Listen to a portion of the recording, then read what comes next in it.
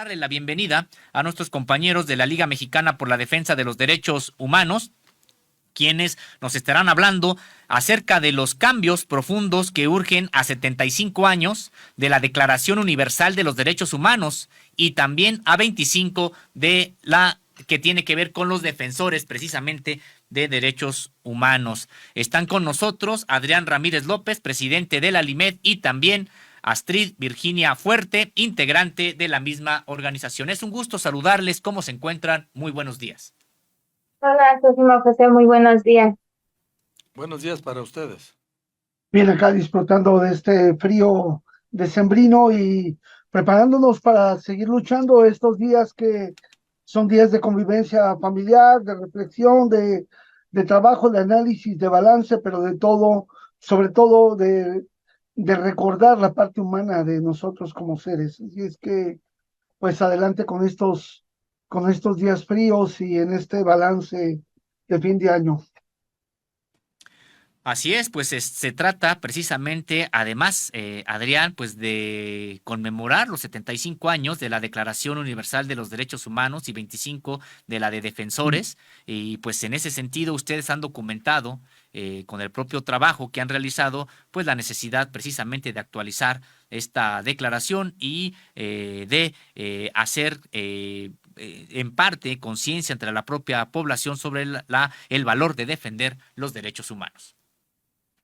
Sí, creo que es importante primero señalar que esta declaración, la Declaración Universal de los Derechos Humanos, surge allá en 1945, 1948, después de que se había arrojado esas bombas en Hiroshima y Nagasaki. También hoy se cumplen también años de el 9 de diciembre, es un día para conmemorar a las víctimas del genocidio y luchar por la erradicación del genocidio. Y también el 9 de diciembre hay otro modelo de genocidio equiparado, que es la corrupción, y es el Día Internacional contra la Corrupción. Pero aquí tenemos Hiroshima y Nagasaki reflejado en esta creación de una bomba atómica con las señales de ese gobierno yanqui que generó ese genocidio terrible allá en Hiroshima, en Nagasaki, y que toda la Primera y la Segunda Guerra Mundial estuvieron llenos de estas cuestiones de genocidio, y hoy sigue editándose esa situación ahora con estos ataques sistemáticos, generalizados, indiscriminados en contra de la población en Palestina, y no solamente ataques indiscriminados, sino también ataques directos, intencionados contra objetivos civiles, como ha sido el eliminar, asesinando a, a los directores de hospital, a personas importantes, a reporteros, con ataques específicos, con uso de drones y alta tecnología, que combina todos estos elementos en una guerra integral, bajo la arrogancia de incluso el discurso de Israel, que dice que pretenden exterminar en esta guerra a Hamas para liberar al pueblo de Palestina. O sea, a esos niveles de abuso, de discurso, de manejo terrible, incluso tratan de hacer propaganda con respecto a cómo se trataron a los rehenes que retuvo la resistencia palestina, y el trato que se les ha dado a los presos políticos. Y hemos visto la diferencia totalmente diametral de cómo, a pesar de las situaciones tan duras que estaban viviendo en la resistencia, a los retenidos por parte de la resistencia misma, se les cuidó, se les alimentó, se les trató de dar las mejores condiciones para entregarlo en la mejor condición. Por eso es necesario reflexionar sobre la necesidad de que se modifique todo este multilateralismo para los derechos humanos, la paz y evitar los conflictos de guerra, pero no sobre la base de esa paz de simplemente declarativa, sino una paz que tenga que ver con los temas políticos fundamentales, porque pronunciarse en abstracto por la paz es legitimar este régimen que está hoy teniendo un gran poder en el mundo. Así es, Adrián. Astrid, te saludo con gusto. Es una situación que en efecto ha sido muy, muy difícil de poder avanzar y resolver, toda vez que, pues como bien lo señalas, a 75 años de esta Declaración Universal de los Derechos Humanos, poco se ha avanzado para poder respetarlos en toda su integridad, de acuerdo precisamente al pronunciamiento que hizo entonces la Organización de las Naciones Unidas. Y de ahí, por ejemplo, lo que signifique 25 años también de que se ha creado en México esta organización de defensores de los derechos humanos, que poco han hecho, por ejemplo, históricamente en México. Es desde que se fundó en la época del PRI, esta Comisión Nacional de los Derechos Humanos, pocos resultados ha dado en materia real, porque pues de qué sirve hacer solo análisis de dónde les están atropellando si no tiene facultades, digamos, para poder intervenir y abrir, digamos, alguna coordinación con las fiscalías para poder determinar en dónde, cómo corregir estas violaciones a los derechos humanos. Sí, justamente ese es un punto al que nosotros queremos llegar. También hablar del tema de los derechos humanos en México, cómo se maneja las resoluciones en cuanto a las violaciones a derechos humanos. Pero sí es importante no señalar que en estos 75 aniversario de esta Declaración Universal de Derechos Humanos, pues se da en un contexto global de guerras, de genocidios, de un racismo que ha sido o que se ha hecho más evidente con el fenómeno migratorio que pues se está viviendo en todo el mundo, especialmente en América Latina,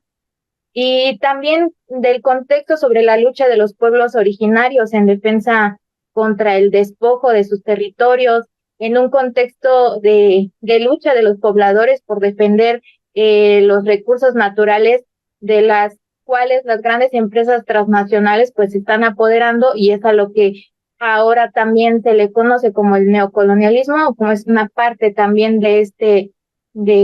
esta definición. Y pues todo esto constituye una violación a los derechos humanos, ¿no? Y el sistema capitalista en el que vivimos se le ha dado más importancia o más valor, por decirlo de alguna manera, a estos derechos civiles o estos derechos políticos que tienen de fondo intereses propios, ¿no? De los países, y se les ha dado más valor que a los propios derechos ambientales, derechos sociales, en fin, ¿no? Y debemos de cuestionarnos si este capitalismo que se basa en el despojo, en la apropiación de las tierras, en la acumulación del dinero, pues realmente cumplen o no con estos tratados internacionales, y si no afectan de alguna manera a los derechos humanos. Y en un principio, como respuesta, podríamos indagar que no, ¿no? Que la respuesta es que no están cumpliendo con estos tratados. Y hemos visto cómo en los últimos años se está atravesando por una crisis de derechos humanos alrededor del mundo. Lo que tenemos más presente ahora, pues claramente es la guerra entre Ucrania y Rusia, la guerra entre Israel y el grupo Hamas, el cual ha sido ya catalogada como un genocidio por parte de defensores de derechos humanos y por la misma sociedad, que en su mayoría pues ha condenado estos actos que, a propósito, como se mencionó en un principio, el 9 de diciembre pues es el Día Internacional contra el genocidio, y valdría la pena hacer un análisis y una reflexión pues profunda de lo que está sucediendo en estos países. Y podría decirse que estos son los acontecimientos que tenemos más presentes, ¿no? Por la cobertura mediática que se les ha dado, pero sin duda en otras partes del mundo están sucediendo también conflictos armados donde están muriendo miles y miles de personas, niños, donde los pueblos que han sido despojados de sus tierras son los pueblos que no tienen voz, que no son cubiertos mediáticamente por estas grandes empresas televisivas, las empresas periodísticas, y estos conflictos armados entre Rusia, entre Israel, no son los únicos acontecimientos, pero pues sí representan parte importante de la economía del mundo, y tal vez este sea uno de las características por las cuales se le esté dando más cobertura que a otros lugares del mundo donde también están sucediendo este tipo de acontecimientos, ¿no? Y estos sucesos donde entonces, en donde nos preguntamos qué está haciendo la ONU para tratar de mediar estos conflictos, donde eh, estos tratados internacionales son violentados flagrantemente y no se es capaz de emitir sanciones contundentes sobre aquellos que violan los derechos humanos, y siempre el asunto queda en una recomendación o en un pronunciamiento, pero no en una sanción, porque estas recomendaciones pues no logran ser vinculantes de alguna manera. Y en el caso de México, pues claro que también pasa lo mismo, ¿no? Con la Comisión de Derechos Humanos, que emite recomendaciones, pero pues estas recomendaciones no se hacen efectivas en acción, ¿no? No hay una sanción como tal, y creo que debemos de apuntalar bien este tema, porque pues es importante para lograr que los derechos humanos realmente sean defendidos. Sí, Ahí, resulta pues a veces desesperanzador e indignante estos esfuerzos a veces insuficientes. En el caso de México, ya ustedes empezaban pues a comentar el asunto de la Comisión Nacional de los Derechos Humanos, pues nacida desde un principio, me refiero a esta Comisión de los Derechos Humanos que nació al amparo del Estado, pues más como un asunto de quedar bien a nivel internacional, como un asunto incluso de maquillar la defensa de los derechos humanos cuando el Estado autoritario pues era un violador masivo de derechos humanos. Sin embargo, pues hoy, aunque puede tener ya otras características en su funcionamiento, en sus propias orientaciones, pues sigue, digamos que bajo la misma ley, bajo la misma situación en que fue creada, las mismas limitaciones, pero al mismo tiempo tenemos también pues el surgimiento de muchas organizaciones defensoras de derechos humanos, ellas sí, con un trabajo importante entre las poblaciones, con un trabajo muy importante a favor de los grupos vulnerables, pues la LIMED, precisamente una de ellas, en este balance, ¿qué podemos nosotros hacer? Precisamente de estas organizaciones defensoras de derechos humanos creadas desde los pueblos, desde las colonias populares, y que han sido prácticamente las que han podido empujar la agenda de derechos humanos en este país. sí. Sósimo, José, quisiera ir al origen para luego cerrar con esto que acabas de mencionar, que es muy importante, y en el origen hay que tomar en cuenta una cosa. Naciones Unidas se crea bajo el acuerdo de quienes lograron el poder. Tan es así que ellos imponen la creación de este ente sionista en el territorio palestino, y aunque aparentemente acotan los alcances de la convivencia que debe existir en ese pueblo, ellos se hacen omisos a todo lo que inicia esta fundación de este Estado sionista allá, con la Nakba, con esa catástrofe tan terrible, ese genocidio en curso que lleva 75 años y no ha parado. De la misma manera hay que tomar en cuenta que eh, este instrumento se convierte en un elemento de política fundamentalmente. Por eso es tan importante esto que estamos poniendo aquí, de la política es nula si no hay ética. Es decir, crear instrumentos de derechos humanos para sancionar a quién, para imponer resoluciones en contra de quienes están en contra del poder, del hegemón, de este imperialismo yanqui, de este ente sionista,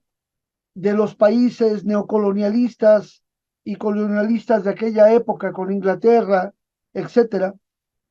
Ellos hacen resoluciones, imponen eh, su fuerza y someten al resto de los países. Hemos insistido mucho en la falta de democracia que se creó a través de que el sistema de Naciones Unidas tuviera el derecho de veto, y eso debe de cambiar, debe desaparecer. En segundo lugar, las resoluciones que emanan de los órganos de tratados de Naciones Unidas deben ser acatadas por los países y en estricto apego a los convenios y pactos internacionales. Son los países, el poder legislativo, el poder ejecutivo y el poder judicial de cada país, dependiendo del modelo de régimen que tengan, quienes se deben de ocupar de implementar y garantizar el cumplimiento de esas resoluciones. Pero aquí en México, la Corte de nuestro país, el Poder Judicial, más allá de que utiliza declarativamente los pactos y convenios internacionales para adornar su discurso, no logra cumplirlos ni hacerlos cumplir. Y esos son los instrumentos que hacen prevalecer la impunidad en nuestro país. Los legisladores legislan para favorecer a la oligarquía en detrimento de la población, y vemos cómo dejan las leyes con muchos vacíos que les permite capitalizarlos a las oligarquías.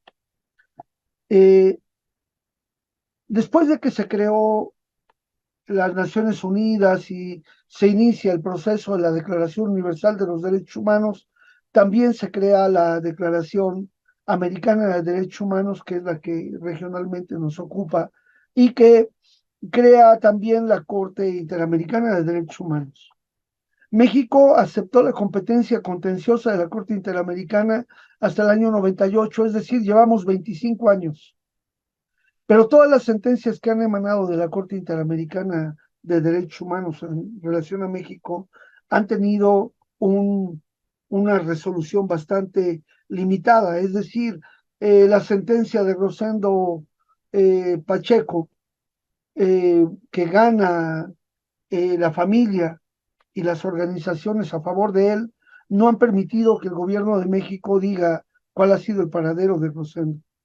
Van habiendo pequeños cambios, pero no es significativo. Hasta hace poco, la sentencia que se ganó en el caso de Daniel García Reyes Alpizar contra el Estado mexicano,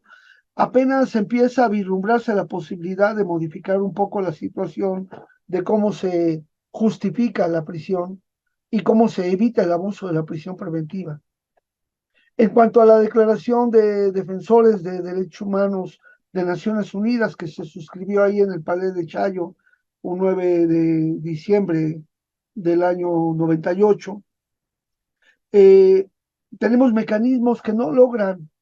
brindar la protección a los defensores de derechos humanos, porque todos coinciden en separar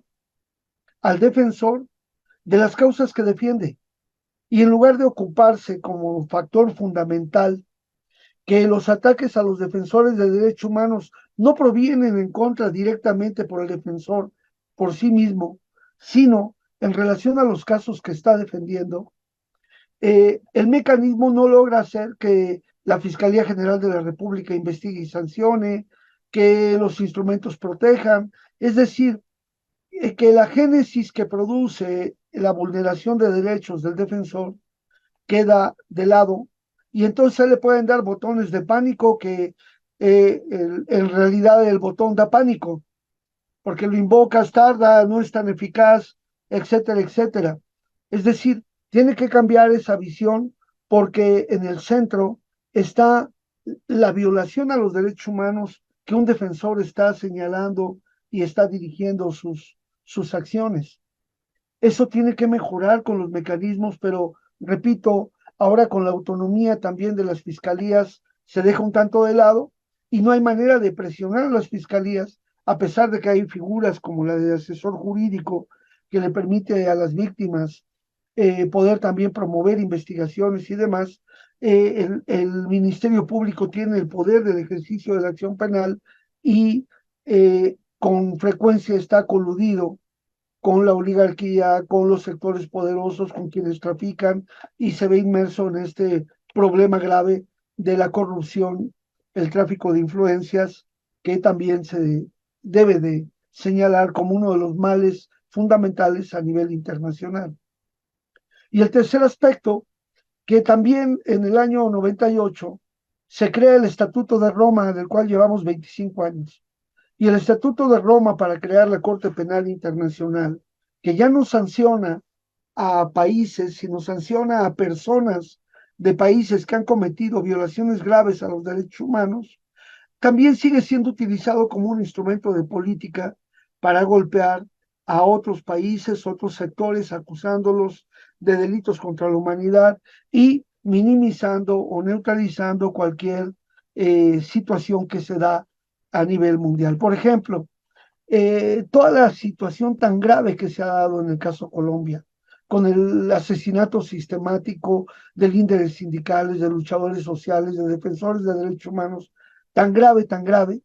no lograba que la Corte Penal Internacional avanzara más allá para generar un caso. Y sin embargo, en el caso de Venezuela, en muy poco tiempo ya lo tienen ahí formado en los asuntos importantes que pueden ser adoptados, tanto el de Venezuela como el de Nicaragua. No podemos negar que se cometan violaciones a derechos humanos en los países, pero la gravedad, la contundencia de la violación a derechos humanos debiera movernos de manera intensa. Si bien es cierto, ya se presentaron quejas en contra de Netanyahu y de Biden por el genocidio en Palestina, dudamos mucho que pueda lograr llegar a buen puerto porque el país que se niega a reconocer la competencia y la jurisdicción internacional en los derechos humanos es precisamente el imperio gringo que en su caída hoy está tratando de arrasar a nuestros países. Esa es la grave situación que tenemos. Tenemos 200 años de la doctrina Monroe que se están cumpliendo ahora y por eso hacemos un llamado a que se entienda que el país que promueve el terrorismo, que promueve la violación sistemática y grave a los derechos humanos es Estados Unidos, no el pueblo, sino ese imperio gringo,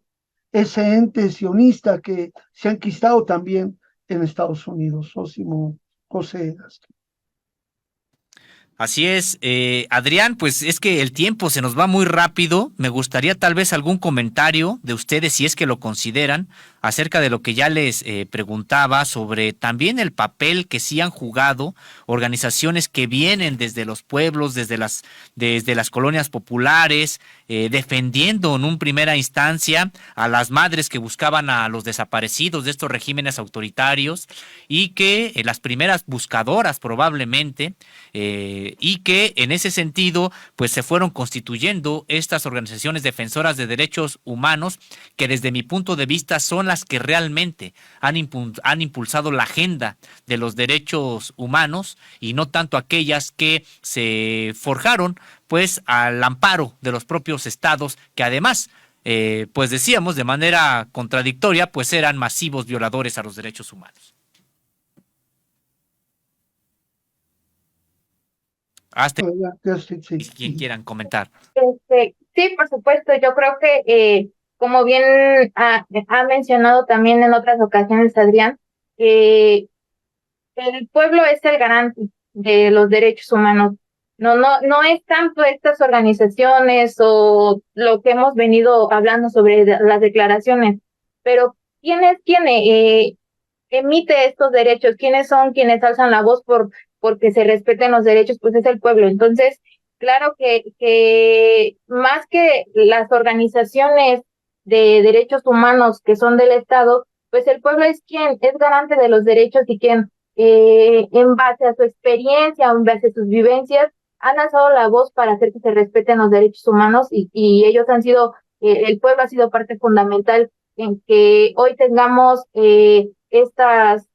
derechos humanos que ya están en la declaración, pero que se siguen ellos dando paso a que haya más derechos, a que sean más respetados, como el caso de ahora las organizaciones que han surgido en México en torno a las madres buscadoras. Entonces, también han surgido nuevos derechos en referente a eso y creo que bien como menciona Sosimo, el pueblo es garante de los derechos. Sí, y para concluir en la propuesta, Hacemos un llamado primero al gobierno de México para que en su esfuerzo diplomático del multilateralismo eh, haga la importancia de una gran asamblea mundial